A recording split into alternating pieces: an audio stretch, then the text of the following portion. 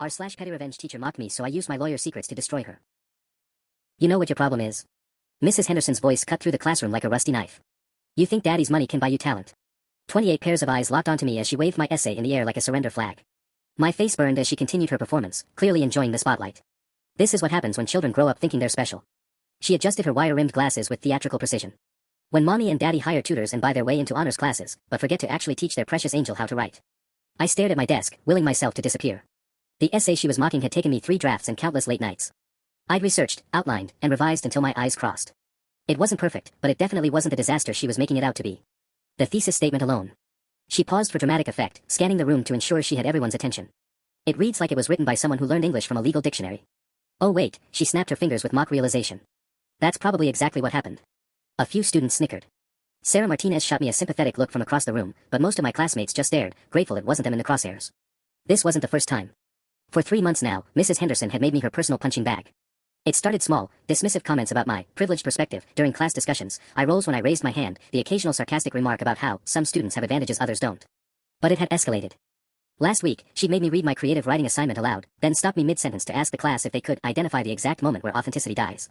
2 weeks before that, she'd handed back my graded essay and announced that nepotism doesn't work in my classroom, even though she had no idea how I'd gotten into AP English. The worst part? My grades were actually decent. Not perfect, but solid B's with the occasional A-.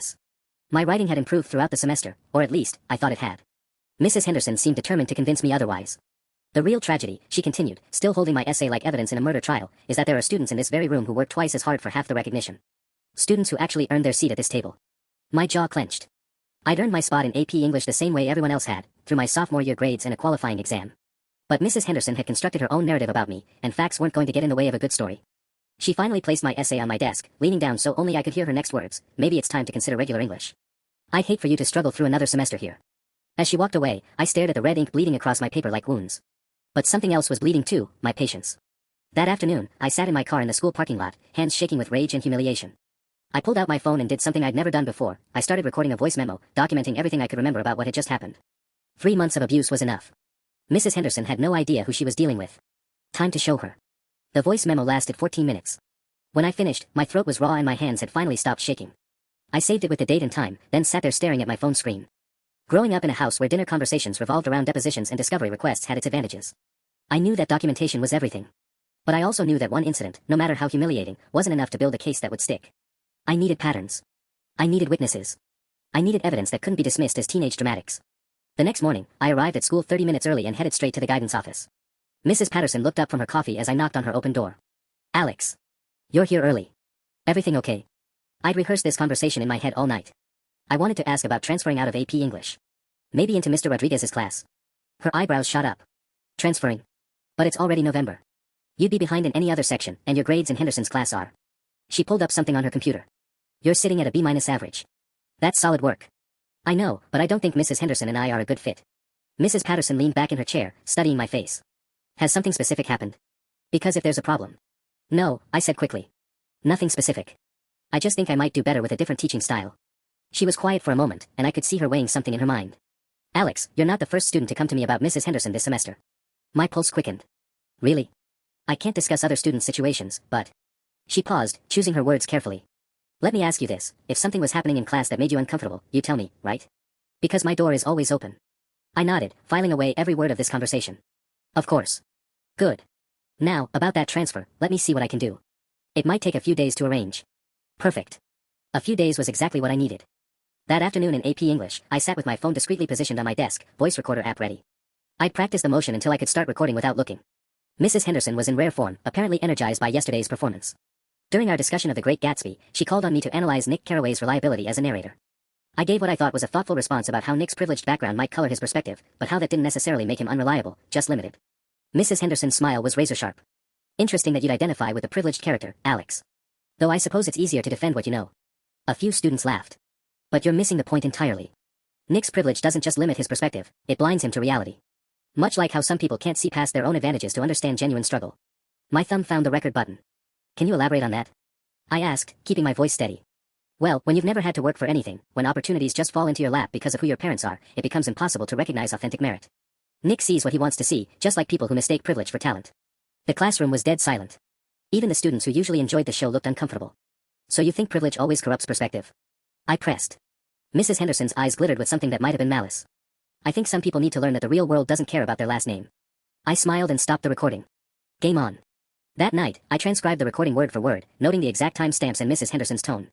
But as I typed, doubt crept in. Would anyone actually believe this was harassment? She was clever, never using explicitly discriminatory language, always maintaining plausible deniability. I needed more than just my testimony. The next day, I approached Sarah Martinez after class. She'd been in AP English with me since September and had witnessed most of Mrs. Henderson's performances. Hey, can I ask you something? I said, catching up with her in the hallway. Sarah glanced around nervously. If it's about Henderson, I don't want to get involved. I'm not asking you to do anything. I just want to know, am I crazy, or is she targeting me specifically? Sarah's shoulders sagged. You're not crazy. She's been brutal to you. She lowered her voice.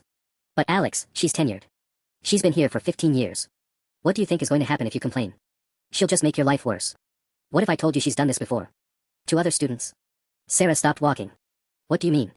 Mrs. Patterson basically confirmed it yesterday. I'm not the first student to come to her about Henderson this semester. For a moment, Sarah looked tempted to say more. Then she shook her head. I can't get in the middle of this.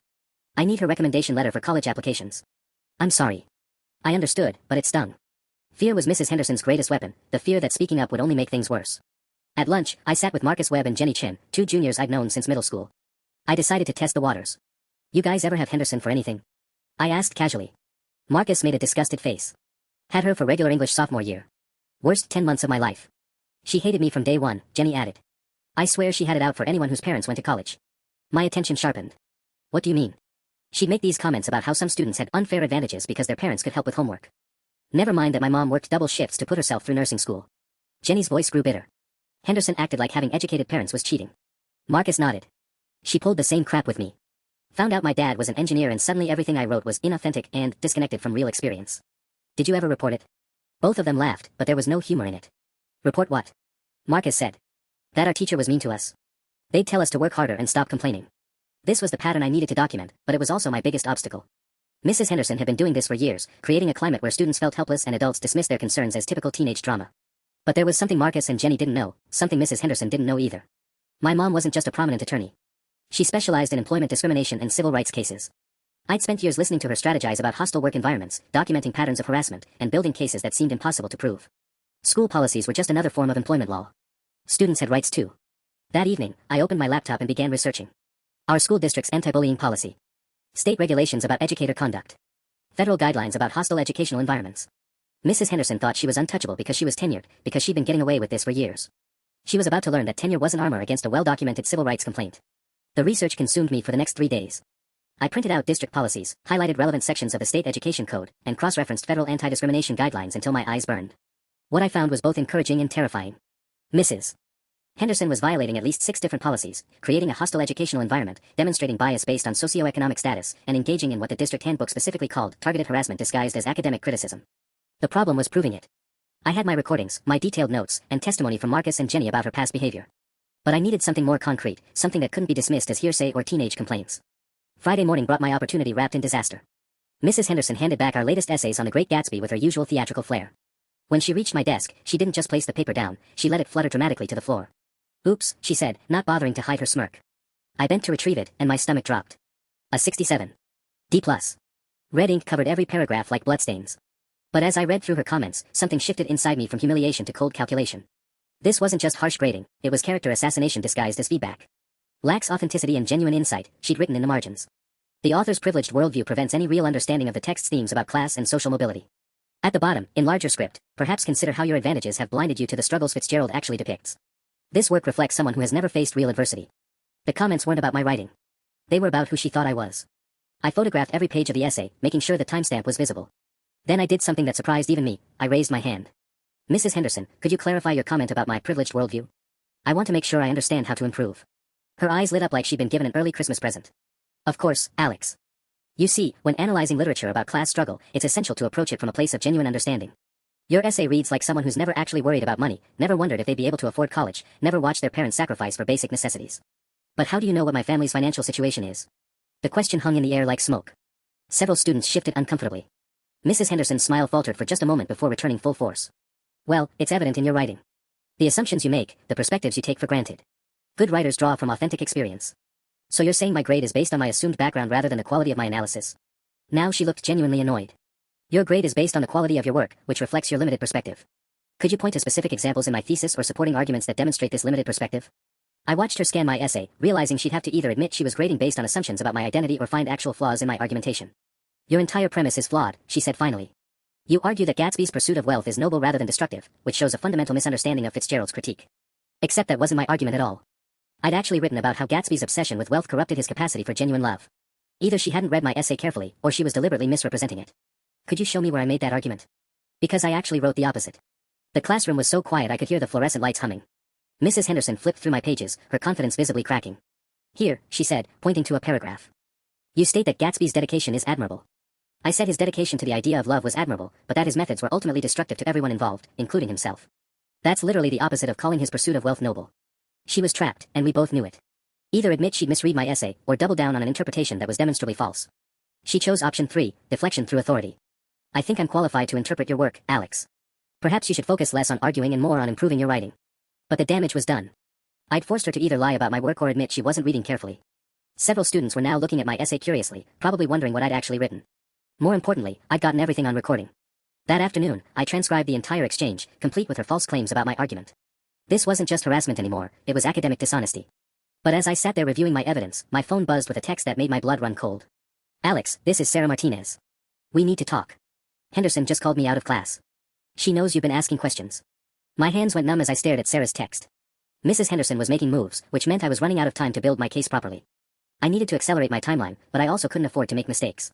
I texted Sarah back immediately, meet me in the library. Back corner by the history section. 20 minutes later, Sarah slid into the chair across from me, her face pale and drawn.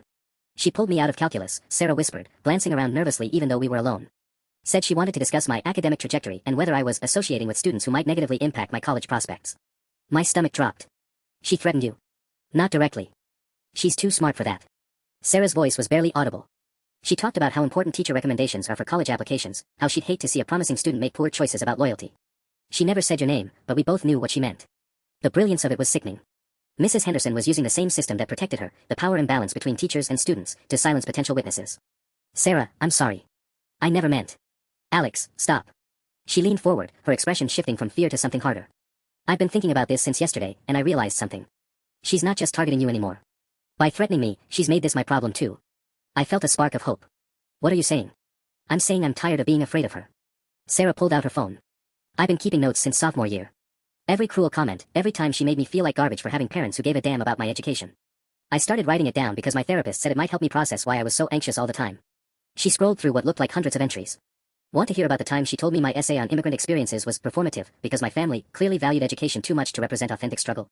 Or when she said my perfect attendance was evidence that I'd never faced real hardship? The pattern was even worse than I'd imagined. Mrs. Henderson wasn't just targeting students from wealthy families, she was going after anyone whose parents showed educational support or involvement. Why didn't you ever report this? Sarah laughed bitterly. Report what? That my teacher hurt my feelings. Alex, she's been here longer than some of the administrators. She's careful with her words. And honestly, until this week, I thought maybe she was right. Maybe I was just privileged and didn't understand real struggle. That's exactly what she wants you to think. I know that now.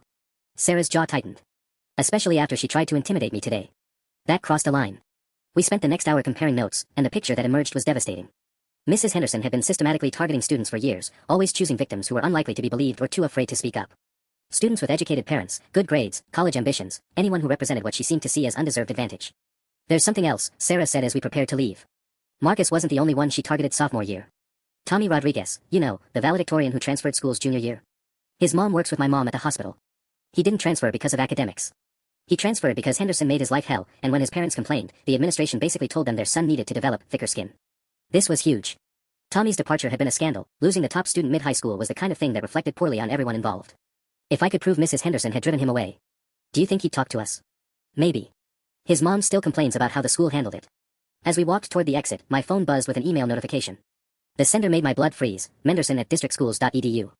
Subject, academic concerns, parent conference request. The email was brief and professional. Dear Mr. and Mrs. Chin. Asterisk, I hope this message finds you well.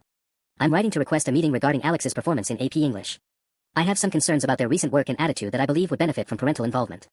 Please let me know your availability for a conference this week, asterisk. Best regards. Margaret Henderson. She'd send it to my parents. My attorney mother and professor father, who had no idea what had been happening because I'd been handling this on my own. What is it? Sarah asked, noticing my expression. I showed her the email.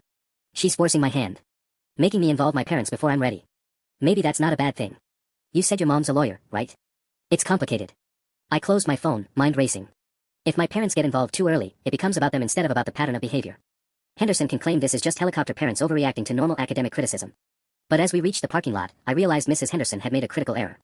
By involving my parents, she'd escalated this beyond a student complaint. She'd just picked a fight with someone who actually knew how to fight back. My mom would want documentation, evidence, witnesses, everything I'd been collecting. The difference was, when an attorney requested a meeting with the administration, they listened. Mrs. Henderson thought she was calling my bluff. She had no idea I wasn't bluffing at all. That evening, I sat at the kitchen table staring at my laptop screen, trying to figure out how to tell my parents about the email without revealing I'd been building a legal case behind their backs. The sound of Mom's heels clicking on the hardwood announced her arrival before she appeared in the doorway, still in her courtroom attire. Alex? Your teacher sent us an interesting email. She held up her phone, her expression unreadable. Want to explain what's going on? Dad appeared beside her, loosening his tie. As a literature professor at the local university, he dealt with his share of difficult students and colleague drama, but his furrowed brow suggested this was new territory. It's complicated, I said, closing my laptop. Uncomplicated. Mom pulled out a chair, switching into attorney mode. According to this Mrs. Henderson, you've been displaying a concerning attitude and your work has significantly declined. She's requesting an emergency conference. An emergency conference? Dad sat down across from me. Alex, your grades have been fine. What aren't you telling us? This was the moment I'd been dreading. If I told them everything, they'd take over, and Mrs. Henderson would claim this proved her point about privileged parents swooping in to rescue their children. But if I didn't tell them, they'd walk into that conference blind. She's been targeting me for months, I said finally.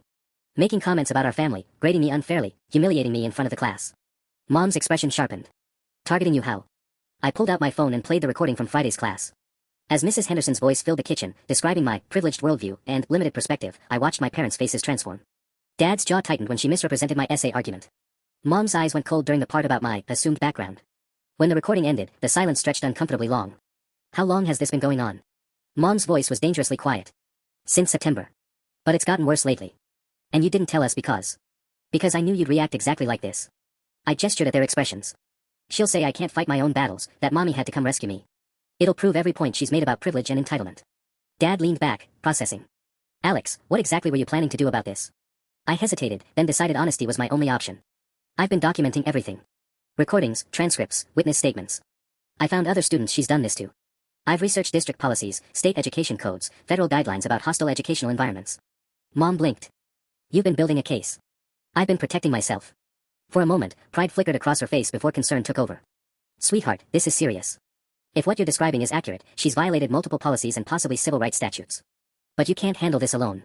I know. That's why I need your help now. But we have to be strategic. If we go in there looking like entitled parents demanding special treatment, we lose. Dad frowned. What are you suggesting? We let her think she's winning. You go to the conference, act concerned about my attitude and performance. Let her hang herself with her own words while we record everything. Record a conference without consent. Mom shook her head. That's potentially illegal depending on state laws, and definitely inadmissible. Not if one party consents. I'd be in the room, and I consent to recording myself. She stared at me for a long moment. Where did you learn that? Dinner table conversations for the past 17 years. Mom exchanged a look with Dad that I couldn't quite read. Okay, but we're doing this properly. No more lone wolf tactics. If we're building a case, we build it right. Relief flooded through me, followed immediately by anxiety. Having my parents involved changed everything. The stakes were higher now, but so was the potential for things to go wrong. There's something else, I said. She threatened one of my witnesses today. Called Sarah out of class, basically warned her about associating with students who might hurt her college prospects. Dad's expression darkened. She's intimidating witnesses. She's getting desperate. Which means she's dangerous. Mom pulled out her legal pad, already shifting into case-building mode. Tell me everything. Every incident, every witness, every piece of evidence you've collected. If we're doing this, we're doing it right.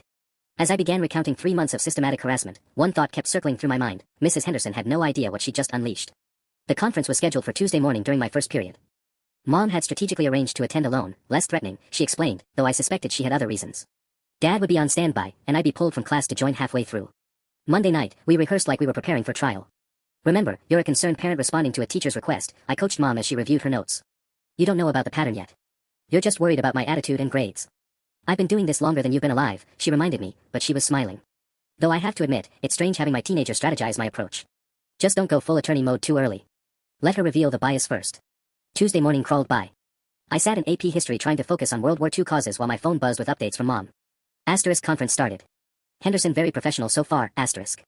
20 minutes later, asterisk she's showing me your essays. Her comments are illuminating, asterisk. Then, asterisk asked about our family background. Just trying to understand Alex's perspective. Sure, asterisk. At 9:47 a.m., I got the text I'd been waiting for, come to conference room B, time for Act 2.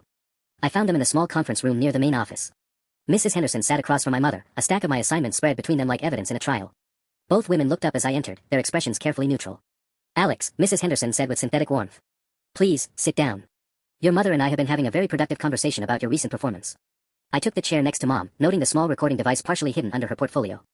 Legal and consensual, I was recording myself, after all. Your mother tells me you've been stressed lately, Mrs. Henderson continued. I want you to know this meeting isn't about punishment. It's about getting you the support you need to succeed. The performance was masterful. Concerned teacher, worried parent, struggling student. If I didn't know better, I might have believed it myself. Mrs. Henderson was showing me your recent essay grades, Mom said, playing her part perfectly. She's concerned that your work has become disconnected from the material. Exactly. Mrs. Henderson pulled out my Gatsby essay, the one she'd misrepresented in class. Alex, when you write about class and social mobility, your analysis lacks the depth that comes from genuine understanding. There's nothing wrong with having advantages, but it does limit your ability to engage with certain themes authentically. Here it was. The same bias she'd shown in class, but now directed at my mother, a woman who'd grown up in foster care and worked her way through college and law school on scholarships. I'm not sure I understand, Mom said carefully. What kind of advantages are we talking about? Mrs. Henderson's smile took on that familiar edge.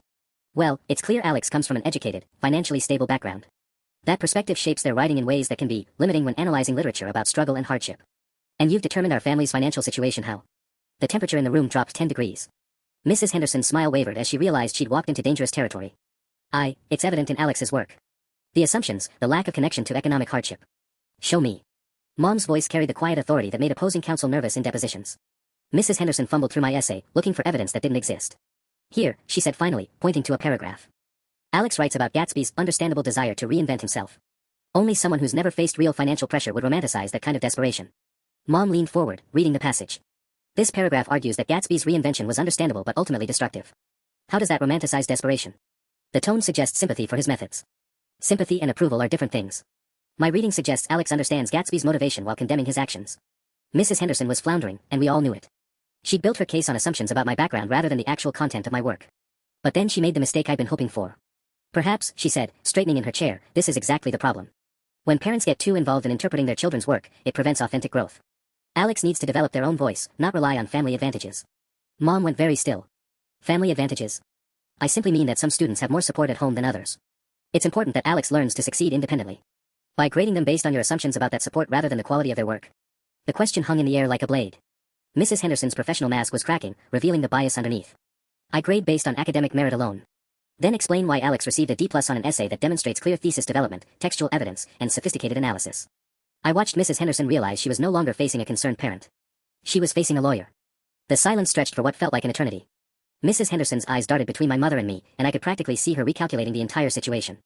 The concerned parent facade had evaporated, replaced by something much more dangerous, a legal professional who'd been systematically baited into revealing exactly what we needed. I think there may be some misunderstanding about my grading criteria, Mrs. Henderson said finally, her voice tight with barely controlled panic. I don't think there's any misunderstanding at all. Mom's tone remained conversational, but I recognized the steel underneath. You've spent the last 20 minutes explaining how my child's family background affects their ability to write authentically about literature. That's not academic criticism, that's discrimination. Mrs. Henderson's face flushed. I never said anything about discrimination. I'm simply trying to help Alex develop genuine perspective. By assuming what their perspective is based on their last name and address. The accusation hit like a physical blow. Mrs. Henderson straightened in her chair, and for a moment I saw the mask slip completely. The professional concern vanished, replaced by something uglier. Some students, she said, her voice sharp with frustration, need to learn that the real world won't hand them opportunities just because their parents have connections. When I see writing that's technically competent but emotionally hollow, when I see students who've clearly never faced real adversity trying to analyze complex social themes. Stop. Mom's voice cut through the air like a gavel. Right there. You just admitted you're grading based on your perception of my child's life experiences rather than their academic work. Mrs. Henderson went pale, realizing what she'd just said. But she was in too deep to back down now. I'm grading based on the quality of insight, which is inevitably shaped by. By what? Their socioeconomic status. Their family structure. Their parents' education level. Mom leaned forward, and I watched Mrs. Henderson shrink back. Because those are protected categories under federal education law. The conference room felt like a pressure cooker about to explode. Mrs. Henderson's breathing had become shallow, and sweat beaded on her forehead despite the air conditioning. She was trapped and she knew it, but instead of surrendering, she doubled down. This is exactly what I'm talking about, she snapped, her professional demeanor finally cracking completely. The minute these students face legitimate academic criticism, the parents swoop in with lawyers and threats. This is why Alex can't handle constructive feedback. They've never had to face consequences without someone rushing to their rescue. Mom sat back, and I caught the subtle smile that meant she'd gotten exactly what she came for. Mrs. Henderson, she said quietly, you've just made several concerning statements that I think the administration needs to hear. You've admitted to grading based on assumed family background, you've made disparaging comments about parental involvement in education, and you've suggested that legitimate concerns about discriminatory treatment are actually character flaws in a student. Mrs. Henderson's mouth opened and closed like a fish gasping for air. That's not what I meant. I think it's exactly what you meant. Mom began gathering her papers with deliberate calm. I think you've been targeting students from educated families for months, maybe years, under the guise of teaching them about authentic struggle. I think you've created a hostile learning environment based on your own biases about privilege and background. You can't prove any of that. The words came out desperate, cornered. Mom paused in her packing, meeting Mrs. Henderson's eyes directly. Mrs. Henderson, she said with deadly quiet, I'm a civil rights attorney. Proving discrimination is literally what I do for a living. The color drained from Mrs. Henderson's face as the full implications hit her. This wasn't an angry parent making empty threats. This was a legal professional who just watched her build a discrimination case in real time. I think, Mom continued, standing gracefully, we need to schedule a follow-up meeting. With the principal. And possibly the district's legal counsel. Mrs. Henderson remained frozen in her chair as we headed for the door. Just as we reached it, she found her voice one last time. This isn't over. Mom turned back with that same deadly smile. You're absolutely right. It's just getting started. The next morning brought chaos disguised as routine. I was barely through the front doors when Sarah Martinez grabbed my arm, her face pale with panic. Alex, we have a problem. Henderson's telling people you're trying to get her fired. My stomach dropped. What people? Everyone. She's been in the teacher's lounge since 6 a.m., talking to anyone who'll listen about vindictive students and helicopter parents. Sarah pulled me toward an empty classroom. But that's not the worst part. She started reaching out to your other teachers. Before I could process this fully, my phone buzzed with an email from Mr. Rodriguez, my AP history teacher, *Alex, could you see me before class? Mrs. Henderson shared some concerns about your recent attitude that I'd like to discuss, *. Then another from Ms. Walsh in chemistry, *Alex, I understand you're going through some difficulties. My door is always open if you need support, *. She's poisoning the well, I breathed, staring at my phone in horror. Making it look like I'm a problem student having issues across multiple classes. Sarah nodded grimly. Jenny Chin said Henderson cornered her during lunch yesterday, asking about your behavioral patterns and whether you'd seemed unstable lately. She's building a counter-narrative. The brilliance of it was terrifying. While we were focused on documenting her harassment, she was systematically undermining my credibility with every adult in the building. By the time any formal complaint reached the administration, I'd already be labeled as a troubled student with behavioral issues. There's more, Sarah continued. Marcus said Henderson approached his current English teacher, asking about his recovery from the difficulties he had in her class sophomore year. She's making it sound like he had academic problems instead of harassment. My hands started shaking. This was exactly what I'd feared, that Mrs. Henderson would use her position and reputation to make us look unreliable. A 15-year veteran teacher versus a bunch of teenagers claiming persecution. The adults would side with her every time. We need to accelerate our timeline, I said, pulling out my phone to text Mom. But before I could type anything, the intercom crackled to life. Alex Chen, please report to the principal's office immediately. The blood drained from my face. Sarah's eyes went wide with fear. She beat us to it, Sarah whispered. She filed a complaint first. The walk to the principal's office felt like a death march. Other students stared as I passed, and I could practically hear the whispers starting. Nothing spread faster in high school than the news that someone was in serious trouble. Mrs. Patterson, the guidance counselor, was waiting outside Principal Morrison's office. Her expression was sympathetic but worried, never a good sign. Alex, honey, sit down for a minute. She gestured to the chairs outside the office. I want you to know that whatever's been going on, we're here to help you work through it. The phrasing made my skin crawl. They already saw me as the problem. Mrs. Henderson came to us with some serious concerns about your behavior and emotional state, Mrs. Patterson continued gently. She's worried that the pressure of AP classes might be affecting your mental health, and she mentioned some concerning interactions with your mother during yesterday's conference. I felt like I was falling down a rabbit hole. What kind of concerns? She described some angry outbursts in class, defensive behavior when receiving feedback, and what she felt might be signs of significant stress at home. Mrs. Patterson's voice carried the careful tone adults used when they thought you might be fragile. She also mentioned that your mother became quite hostile during their meeting, which suggests there might be some family pressure affecting your performance. Every word was a masterfully twisted version of reality. My angry outbursts were questions about her grading. My defensive behavior was asking for clarification on her comments. And Mom's hostility was simply refusing to accept discriminatory treatment. She's also concerned, Mrs. Patterson continued, that you might be struggling with some kind of conspiracy thinking, believing that teachers are deliberately targeting you when they're trying to help. The final piece clicked into place. Mrs. Henderson hadn't just filed a complaint, she'd painted me as mentally unstable. Now anything I said about harassment would be dismissed as paranoid delusions from a student having an emotional breakdown. Principal Morrison's door opened, and I saw Mrs. Henderson sitting calmly in one of the chairs, wearing an expression of concerned sadness. She looked up as I appeared in the doorway, and for just a moment, her mask slipped enough for me to see the triumph underneath. Alex, she said softly, I hope you know this is coming from a place of care. We all want what's best for you. The meeting was a masterclass in manipulation disguised as concern. Principal Morrison, a kind but overworked administrator, sat across from us with Mrs. Henderson's carefully crafted narrative spread before him like gospel truth. Alex, he began gently, Mrs. Henderson has shared some troubling observations about your recent behavior and academic performance. She's concerned that the pressure you're under might be manifesting in some unhealthy ways. I glanced at Mrs. Henderson, who had perfected an expression of worried compassion. She'd beaten me here by hours, maybe days, building her story while I was still collecting evidence. She mentioned that you've become increasingly argumentative in class, questioning her feedback in ways that seem more about challenging authority than genuine academic inquiry, Principal Morrison continued. And yesterday's conference with your mother apparently became quite confrontational. Confrontational how? I asked carefully. Mrs. Henderson leaned forward slightly. Alex, your mother made some very serious accusations about my teaching methods. She suggested I was discriminating against you based on your family background, which honestly felt like a deflection from discussing your actual academic struggles. The reversal was breathtaking. She was repositioning Mom's legitimate concerns as baseless attacks from an overprotective parent. Mrs. Henderson also mentioned that you've been talking to other students about her, Principal Morrison said, consulting his notes. Specifically asking them about their experiences in her classes. She's concerned this might be an attempt to build some kind of case against her rather than focusing on your own improvement. My heart pounded. Even my evidence gathering was being reframed as suspicious behavior. I was just trying to understand, I started. Understand what? Mrs. Henderson interrupted gently. Alex, when we struggle academically, it's natural to look for external reasons rather than examining our own contribution to the problem. But talking to other students, recording our conversations, building these elaborate theories about persecution, that's not healthy coping. Recording our conversations. She knew. Somehow, she'd figured out I'd been documenting everything, and now she was using it against me. Principal Morrison's expression grew more concerned. Alex, is it true you've been recording interactions with Mrs. Henderson? The question was a trap. If I admitted it, I'd look sneaky and manipulative. If I denied it, I'd be lying, and they might already have proof. I documented some conversations, I said carefully. Because I felt like there were communication issues that needed to be addressed. Mrs. Henderson's eyebrows rose in theatrical surprise. You recorded me without my knowledge. Single-party consent is legal in this state, I replied, falling back on what Mom had taught me. The silence that followed was deafening. Principal Morrison and Mrs. Henderson exchanged a look that spoke volumes.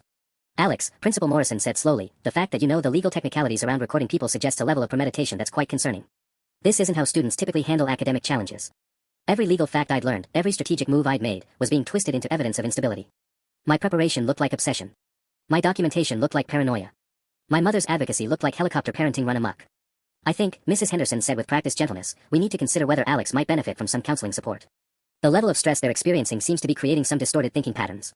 Principal Morrison nodded thoughtfully. Alex, I'm going to recommend you spend some time with Mrs. Patterson to work through these feelings. And I think we should consider moving you to a different English section. Sometimes a fresh start with a new teacher can help reset these kinds of conflicts. They were going to transfer me.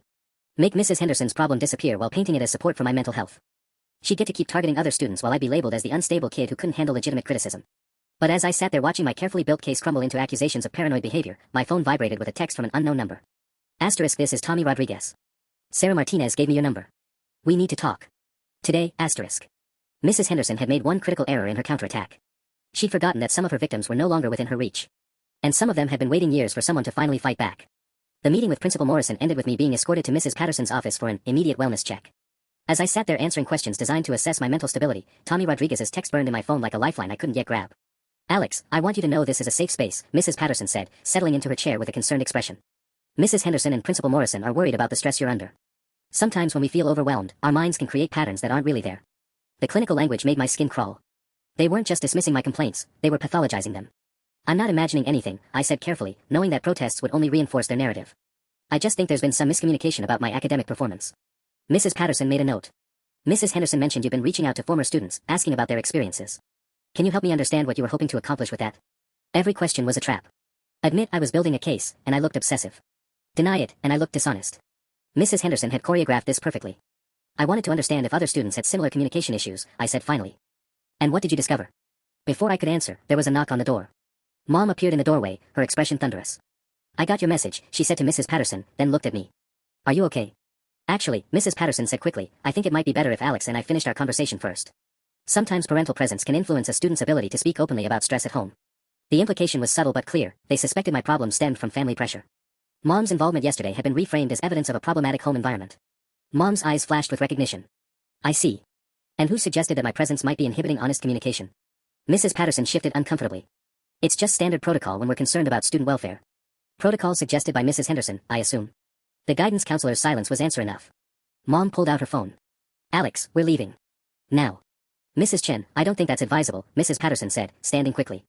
Alex is clearly struggling, and removing them from school mid-crisis could escalate. Crisis? Mom's voice cut like a blade. The only crisis I see is a teacher who systematically harassed my child, now trying to have them labeled as mentally unstable to cover her tracks. As we walked toward the exit, I caught sight of Mrs. Henderson through the office window. She was talking animatedly with Principal Morrison, gesturing with what looked like a stack of printed emails. Building her case while we retreated. In the parking lot, I finally pulled out my phone to read Tommy's full message. Asterisk, Henderson destroyed my junior year. Forced me to transfer. Have documentation she never knew existed. If you're really fighting her, I have ammunition. Asterisk. Mom, I said, showing her the text. We're not retreating. We're regrouping. She read Tommy's message, then looked at me with something between pride and concern. You realize what we're up against now? She's not just defending herself, she's actively trying to destroy your credibility. I know. But she made a mistake. I looked back at the school building, where Mrs. Henderson probably thought she'd won. She assumed all her victims would stay silent. But some of them have been waiting for someone to give them a voice. Mom started the car, her jaw set with determination. Then let's go give them one. As we drove away, my phone buzzed with another text from Tommy, * meet me at Riverside Park. 1 hour. And bring everything you have. It's time Henderson learned what happens when her past catches up with her *. The drive to Riverside Park felt like preparing for war. Mom had called Dad, putting him on speaker as we strategized our approach. The guidance counselor's assessment could be problematic, Dad said, his professor voice tight with worry. If they're building a narrative about Alex's mental state, it could undermine everything we've documented. That's exactly Henderson's play, Mom replied, navigating through traffic with the focused intensity she usually reserved for hostile depositions. Discredit the victim, make the complaint about teenage instability rather than adult misconduct. My phone buzzed with another message from Tommy, * bringing backup. Marcus Webb reached out after Sarah told him what's happening. We're not the only ones, *. The implications hit me like a freight train. Mom, what if this is bigger than just me and a few other students? What if Henderson's been doing this systematically for years? Then we document every single case, she said grimly. Because if there's a pattern spanning multiple years with multiple victims, this becomes a federal civil rights issue. We found Tommy Rodriguez waiting by the park's main pavilion, but he wasn't alone. Marcus Webb stood beside him, along with 2 other students I didn't recognize, a girl with dark curls and a tall boy who looked nervous but determined. Tommy approached as we got out of the car, extending his hand to my mother with surprising formality. Mrs. Chin. I'm Tommy Rodriguez. Thank you for taking this seriously. Most adults wouldn't. Most adults haven't watched their child get systematically targeted, Mom replied, shaking his hand. Tell me what happened to you. What followed was 2 hours of the most devastating testimony I'd ever heard. Tommy's story made my experiences look mild by comparison. Henderson had targeted him from day 1 of sophomore year, apparently triggered by his perfect attendance and obvious college ambitions. She called my parents in for a conference in October, Tommy said, his voice steady but his hands shaking slightly. Told them I was too focused on grades and needed to develop more authentic life experiences. When they asked what she meant, she suggested I might benefit from a part-time job to understand real responsibility. The girl with dark curls, Anna Martinez, Sarah's older sister who'd graduated 2 years ago, picked up the thread. She did the same thing to me. Made comments about how my quinceañera essay was culturally performative because my family clearly had resources for elaborate celebrations. Never mind that we saved for 2 years and my whole extended family pitched in. But it was Marcus who delivered the bombshell that changed everything. I still have the emails, he said quietly, pulling out his phone. My mom never deletes anything, and she kept every message Henderson sent about my attitude problems and need for perspective adjustment. But here's what she didn't know, my mom forwarded them all to my dad, and he works in IT for the school district. My mom leaned forward. Dad never looked at the emails closely until last night when I told him what was happening. Turns out, there's a pattern in Henderson's communication that goes back 5 years. She's been flagging students from advantaged backgrounds in emails to administration, requesting they be monitored for adjustment issues. The park went silent except for the sound of distant traffic. Mom's expression had gone from concern to dangerous. Marcus, are you saying there's documented evidence of Henderson systematically targeting students based on socioeconomic profiling? I'm saying there's a digital paper trail going back to 2019. Names, dates, specific language about family backgrounds, and unearned advantages. Dad's pulling everything tonight. Tommy stood up, pacing now. This is what we needed. Proof that it wasn't just harsh teaching or personality conflicts. She's been running a deliberate campaign. As the group prepared to disperse, my phone rang. The caller ID made my blood run cold. Henderson, Margaret, mobile. Don't answer it, Mom said quickly, but I was already swiping to accept. Mrs. Henderson's voice was silk over steel. Alex, I think we need to have a private conversation. Just the 2 of us. There are things about your situation that you don't understand yet. The line went dead, leaving us all staring at my phone in stunned silence. She was making her final move. The phone call from Mrs. Henderson left us all frozen for a moment before Mom snatched my phone and immediately started scrolling through my contacts. She's panicking, Mom said, her lawyer instincts kicking in. When people start making mysterious phone calls about private conversations, they're either desperate or dangerous. Sometimes both. Tommy frowned, looking between my phone and the group. What could she possibly want to discuss privately? She's already painted Alex as unstable and turned the administration against them. That's exactly why this is concerning, Anna said, wrapping her arms around herself despite the warm afternoon. My psychology teacher always said that when cornered animals feel like they're losing control, they either flee or attack. Henderson doesn't seem like the fleeing type. Marcus's phone buzzed, and his expression darkened as he read the message. Guys, we have a problem. My dad just texted, someone accessed the district email system remotely about an hour ago, trying to delete archived messages from Henderson's account. My stomach dropped. She knows about the digital trail. Worse than that, Marcus continued, typing rapidly. Dad says the deletion attempt was traced to Henderson's personal login, but it happened during school hours when she should have been in class. She's either skipping work to cover her tracks, or she has someone helping her. Mom pulled out her own phone, switching into full attorney mode. Marcus, I need your father to preserve everything immediately. If Henderson is attempting to destroy evidence, we need documentation of the deletion attempts as well as whatever emails are left. Already on it, Marcus replied. Dad's making backup copies of everything and logging the attempted deletions. He says it's actually better for us that she tried this. Attempted evidence destruction shows consciousness of guilt. But as we stood there planning our next moves, my phone buzzed with a text from an unknown number, *Alex, this is Jenny Chin from your lunch table. Henderson pulled me out of class again.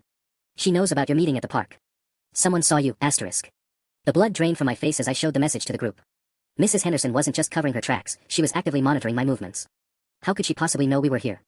Tommy asked, looking around the park as if Henderson might emerge from behind a tree. Students talk, Anna said grimly. Or she has allies in the administration keeping tabs. Either way, this means she's escalating. My phone rang again, the same number as before. This time, Mom grabbed it before I could react. Mrs. Henderson, this is Alex's mother. Any communication with my child goes through me now. I couldn't hear Henderson's response, but I watched my mother's expression grow increasingly cold. No, absolutely not, Mom said firmly. You will not meet with my child privately, and frankly, your insistence on doing so raises serious concerns about your intentions. A pause, then Mom's voice went deadly quiet. Are you threatening my family? Another pause, longer this time. Mrs. Henderson, I want to be very clear about something. I've spent 15 years building civil rights cases, and I've never seen a defendant dig their hole quite this efficiently. Every call you make, every email you delete, every student you intimidate, it all becomes evidence of a systematic campaign of harassment and retaliation. Mom ended the call and immediately started dialing another number. Who are you calling? I asked. The district superintendent's emergency line. If Henderson is making threats and attempting evidence destruction, this has moved beyond a school-level complaint. She held up a hand as someone answered. Yes, this is Attorney Sarah Chin. I need to report a serious situation involving systematic harassment of students and potential witness intimidation by one of your teachers. As Mom detailed our situation to the district office, Tommy placed a hand on my shoulder. Whatever Henderson is planning, he said quietly, she just made the biggest mistake of her career. She went from targeting isolated students to threatening a lawyer's family. But even as relief flooded through me, I couldn't shake the feeling that Mrs. Henderson's desperation made her more dangerous than ever. The district superintendent's emergency response was swift and decisive. Within 2 hours, Mom received a call scheduling an emergency meeting for the next morning with Superintendent Williams, the district's legal counsel, and Principal Morrison. Mrs. Henderson would be placed on administrative leave pending investigation. But as we drove home from the park, my phone exploded with messages that made it clear the war was far from over. Alex, this is ridiculous. Henderson is just trying to help you grow as a writer. From Jake Morrison, the principal's son and star quarterback. Heard you're trying to destroy a teacher's career because you can't handle criticism. That's pretty messed up. From Chelsea Wright, student body president. My mom says your mom is one of those lawyers who sues everyone. Maybe focus on your own problems. From someone I barely knew. The messages kept coming, each one more hostile than the last. Somehow, Mrs. Henderson had managed to mobilize half the student body against me before the district could even begin their investigation. How is this happening? I asked Mom, scrolling through the increasingly vicious texts. How are they all getting the same story? Mom's jaw tightened as she read over my shoulder at a red light. Social media. Henderson or her allies are feeding a narrative to influential students, letting peer pressure do the damage. My Instagram notifications were pinging constantly. I opened the app to find my latest post, a harmless photo from last weekend, flooded with comments. Privileged brat can't handle the real world. This is why teachers hate entitled kids. Hope you're happy destroying someone's career over your hurt feelings. But the worst came from Madison Torres, one of Mrs. Henderson's current students. Henderson showed us your evidence recordings in class today. You sound totally unhinged. Get help. My hand started shaking. Mom, she played my recordings to her current students. She what? Mom pulled over immediately, grabbing my phone. Her face went white as she read Madison's comment. That's a massive violation. Those recordings contain protected information about an ongoing complaint. My phone buzzed with a call from Sarah Martinez. I answered on speaker. Alex, you need to know what's happening. Sarah's voice was tight with panic. Henderson called an emergency class meeting during lunch. She told everyone you've been secretly recording teachers and students, building some kind of revenge plot because you couldn't handle honest feedback. She played our recordings. Parts of them. Out of context. Made you sound paranoid and vindictive. Sarah's voice cracked. But that's not the worst part. She's convinced half the class that this is all an attack on teachers' ability to do their jobs. She's making herself the victim. Mom was already dialing the district emergency line again. Sarah, did she mention any other students by name during this meeting? She said there were co-conspirators who'd been recruited to support false allegations. She didn't name names, but everyone knows she meant me and Marcus. Alex, I'm scared. My parents are freaking out about college applications, and if Henderson trashes my reputation. Before I could respond, my phone started ringing with another call. The caller ID made my stomach drop. Morrison, principal. Don't answer, Mom said sharply, but Principal Morrison's voice came through anyway. He'd left a voicemail that was automatically playing. Alex, this is Principal Morrison. I've received some very disturbing reports about recordings being shared and students being harassed online. We need you and your mother to come in immediately to discuss how this situation has gotten so out of hand. Mrs. Henderson is claiming she's now receiving threats from other parents, and the district is considering involving law enforcement if this escalates further. The message ended, leaving us sitting in stunned silence. She's flipping the script completely, I whispered. Making us look like the aggressors. Mom's expression had gone from protective to absolutely furious. No, she's made her final mistake. Playing recordings of a minor without consent, using her classroom as a platform to attack a student, mobilizing harassment campaigns, she just committed career suicide. But as we drove home through streets that suddenly felt hostile, I realized Mrs. Henderson had taught me one last lesson about power. Even when you're losing, you can still burn everything down. The emergency district meeting the next morning felt like a courtroom drama, but this time we held all the cards. Superintendent Williams sat at the head of a long conference table, flanked by the district's legal counsel and Principal Morrison, who looked like he'd aged 5 years overnight. Mrs. Henderson arrived 10 minutes late, accompanied by her union representative, a sure sign she knew exactly how much trouble she was in. Before we begin, Mom said, placing a thick folder on the table, I want to clarify something. Yesterday, Mrs. Henderson used her classroom as a platform to play illegally recorded conversations involving my minor child, then encouraged students to harass that child on social media. This isn't a personnel dispute anymore, it's a federal case. The union rep immediately jumped in. Those recordings were made without Mrs. Henderson's consent. By a minor documenting harassment in their educational environment, Mom cut him off smoothly. Single-party consent is legal, but an adult educator broadcasting those recordings to attack a student? That's retaliation, harassment, and potentially criminal. Superintendent Williams held up a hand. Let's start from the beginning. Mrs. Henderson, can you explain your actions yesterday? What followed was the most beautiful self-destruction I'd ever witnessed. Mrs. Henderson, clearly panicked and poorly advised, tried to justify every decision she'd made. The more she talked, the deeper she dug her hole. The recordings showed a pattern of disrespectful behavior. Recordings you had no legal right to broadcast, the district's legal counsel interrupted sharply. I was trying to protect other students from manipulation. By encouraging them to harass the complainant on social media. Superintendent Williams's voice was ice cold. But the killing blow came when Marcus's father arrived with a laptop full of evidence. Ma'am, he said to the superintendent, I've recovered 5 years of deleted emails showing systematic targeting of students based on family background. Mrs. Henderson requested special monitoring for dozens of students from educated families, claiming they needed perspective adjustment. The room went dead silent as he displayed email after email, each one more damning than the last. Messages about my privileged assumptions. Notes about Tommy's excessive academic focus. Requests to flag Anna for cultural performance issues. Mrs. Henderson's face crumbled as she realized the scope of evidence against her. I was trying to help them develop authentic perspectives.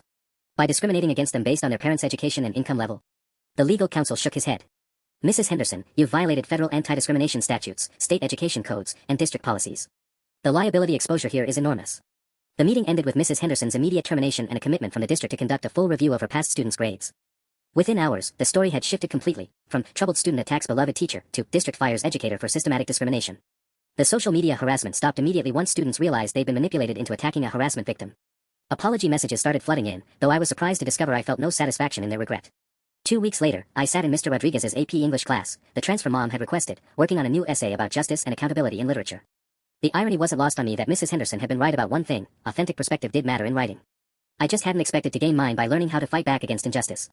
My phone buzzed with a text from Tommy, Henderson's teaching license was officially revoked today. It's over. I smiled and put my phone away. Mrs. Henderson had tried to teach me that privilege made me weak, that advantage made me inauthentic. Instead, she taught me that knowledge, preparation, and refusing to back down could topple even the most entrenched abuse of power. Sometimes the best revenge really is just refusing to be silenced.